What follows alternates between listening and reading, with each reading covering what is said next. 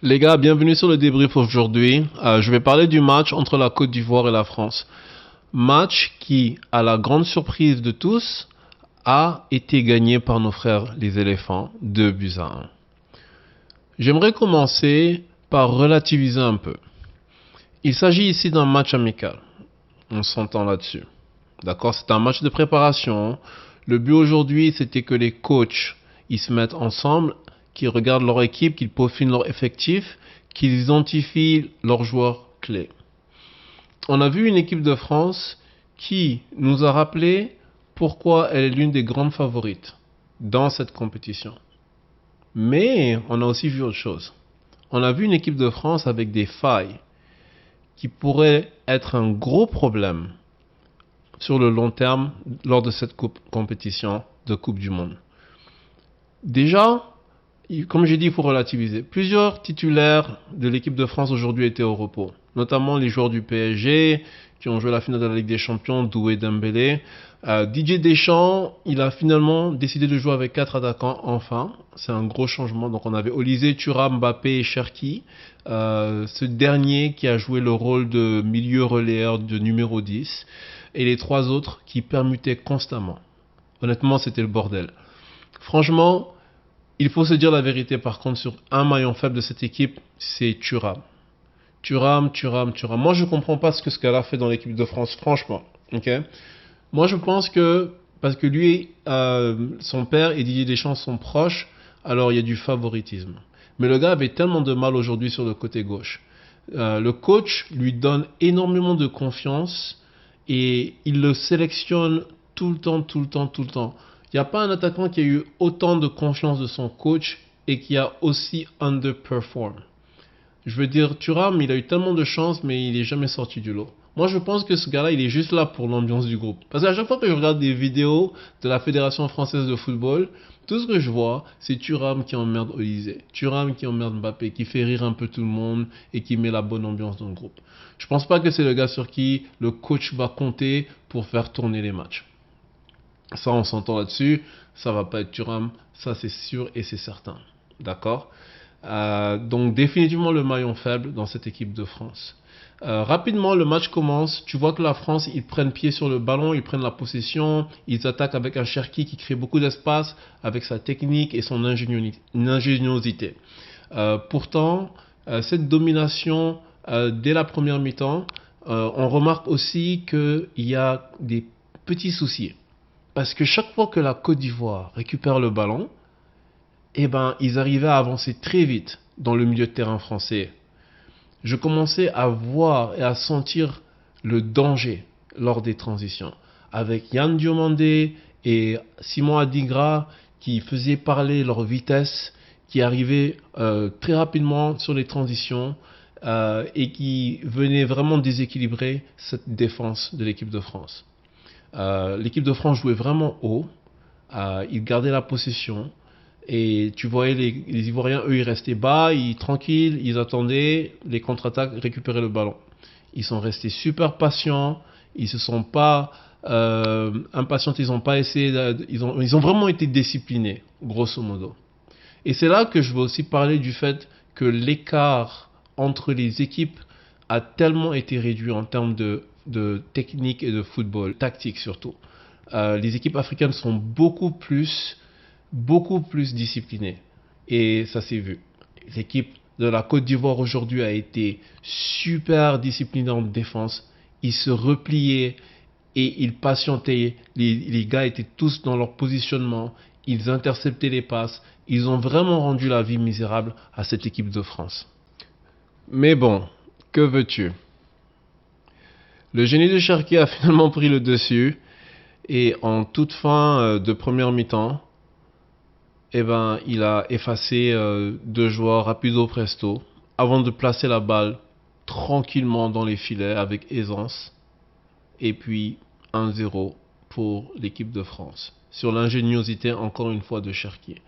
Cherki qui est la révélation de cette saison. Moi je le suis en première ligue et c'est un gars qui à chaque match il délivre à son équipe. Il crée les espaces. mais il le fait avec tellement d'aisance, tu vois. Il a l'air d'un enfant sur un playground, en fait. Il me fait penser un peu à Ronaldinho avec son aisance.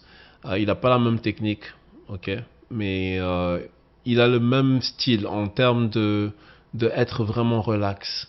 Tu vois, pas de stress. Et puis, voilà. Ensuite, la deuxième mi-temps arrive et là, Didier Deschamps, il décide de faire 5 changements d'une shot. Okay.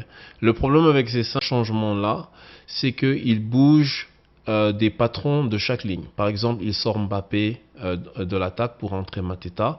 Il sort Chouameni du milieu de terrain pour entrer N'Golo Kanté.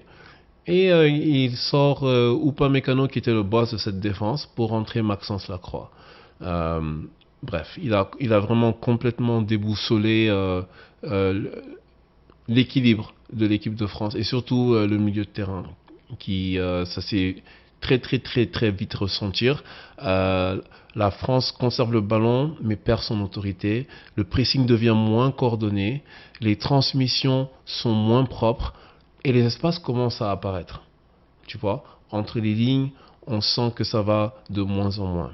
Et de là est venu le but de la Côte d'Ivoire pour égaliser avec un Wai qui décroche, qui la donne sur Nicolas Pepe, qui arrive à trouver Guela Doué, qui rentre dans la profondeur et puis tout simplement réussit à battre Magnan.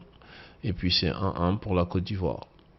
Donc j'ai bien aimé comment la caméra s'est tournée à ce moment-là sur son petit frère qui joue au PSG, qui joue pour l'équipe de France, qui s'est bien contenu. Tu sentais que le gars en fait il a eu une émotion de joie pour son grand frère, mais comme c'est l'ennemi, il s'est contenu sachant que la caméra allait être tournée vers lui.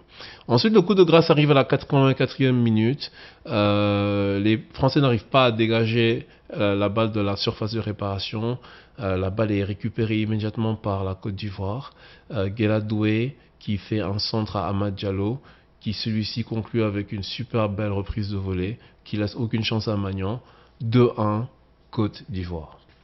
Dinguerie.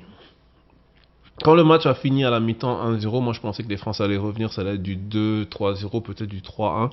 Je sentais que la Côte d'Ivoire aurait pu mettre un but, mais je m'attendais pas à ce que je m'attendais vraiment pas en fait aux changements qui ont été le tournant de ce match. Et c'est pour ça que je dis que c'est important de relativiser parce que sur un match officiel, c'est les mêmes joueurs qui reprennent la deuxième mi-temps et la dynamique va être très différente. Mais il est très intelligent, Didier Deschamps. Il a très bien planifié ce match parce qu'il voulait jouer une équipe et il voulait simuler le même environnement qu'il va vivre avec l'équipe du Sénégal. Sans prétention, okay, notre équipe du Sénégal, je pense qu'ils sont présentement meilleurs que la Côte d'Ivoire, mais ils jouent avec les mêmes caractéristiques.